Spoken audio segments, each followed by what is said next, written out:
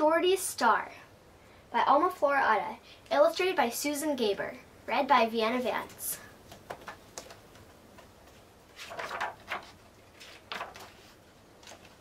Every day, Jordi chased his small herd of goats over the bare, rocky hills, where a forest once stood, long before woodcutters had cut down all of the trees and the rains had washed away all but a few stubborn weeds. When Jordi needed water, he had to climb all the way down to the river to fetch it. He had tried digging a hole in the ground near his hut, thinking he might open a well, but no matter how deep he dug, the earth remained dry.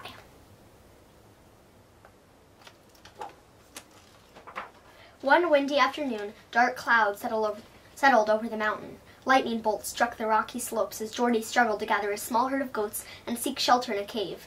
Inside, the shepherd mumbled to himself, "So much water all in one day." He was glad he had remembered to leave a bucket outside his hut to catch the rain. "At least tomorrow I won't have to walk down to the river for water."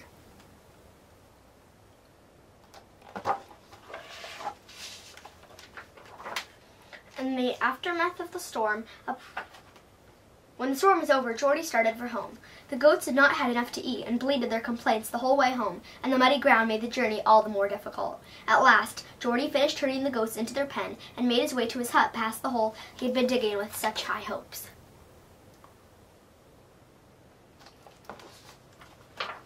In the aftermath of the storm, a pool of water had formed. The stars shone brightly in the clear night sky, and there, in the still waters of the pool, was a bright and shining light.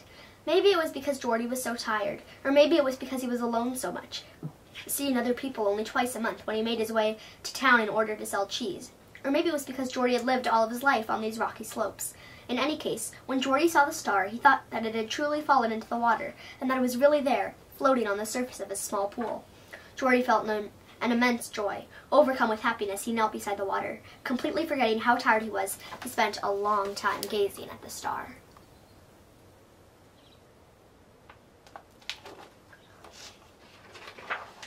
The next morning, the first thing Jordi did was dash outside to visit the pool. The water was clear and still, reflecting the blue sky above, but the star was nowhere to be found.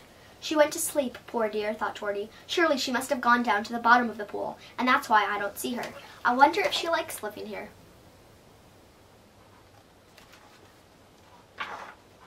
And so, before he set out with the goats for the day, Jordi rolled a large rock to the edge of the pond. Later, while the goats grazed, he found a bit of moss between some rocks. He gathered the moss, thinking that maybe the star would like the softness. Jordi thought about the star the whole way home. After he had penned the goats, he moved another rock next to the first, and placed the moss between the two.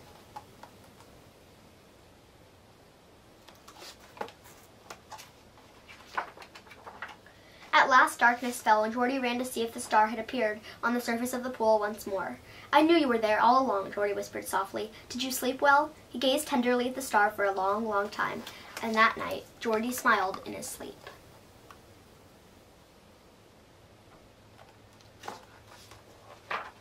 The next day, Jordi placed another rock next to the water before he left with the goats. Later, while his goats wandered about, he wondered if he might find something even more special for his star. First, he found a small quartz stone, white and brilliant. Then he found some tiny blue flowers that he had never noticed before, growing between some rocks. He used his knife to carefully dig out a clump of earth from underneath the flowers so as not to damage their roots. Then he wrapped the tiny plants in his kerchief.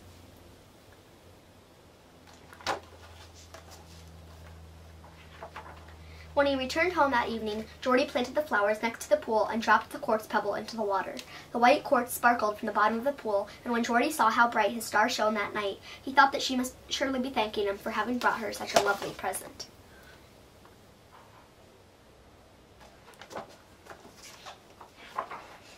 The next day, Jordi filled his pockets with quartz pebbles. In the evening, he let them drop one by one to the bottom of the pool. Day by day, Jordi placed more rocks around the edge of the pool, forming a wall. Between each rock, he placed some moss in order to bind the rocks together. When the next storm came, the water level rose, and the little pool began to turn into a small pond, whose bottom shone with 1,000 quartz pebbles.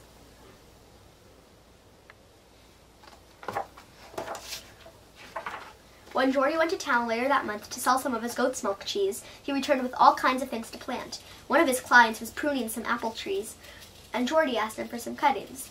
Another client gave him some rose seedlings, while a farmer gave him some sunflower seeds.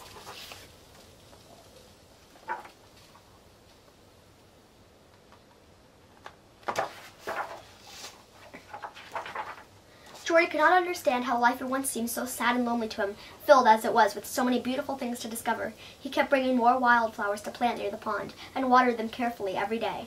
The moisture that surrounded the pond made it easier to plant more seedlings, and bit by bit the plants themselves began to spread.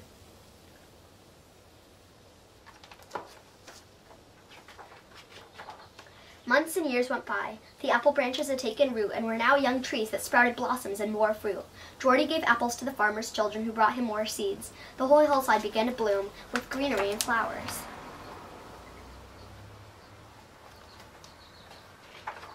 At times, when the sky was full of clouds and no stars could be seen, Jordi thought that his star was tired and had remained asleep on the bottom of the pond. Then he, too, would go to bed early and rest.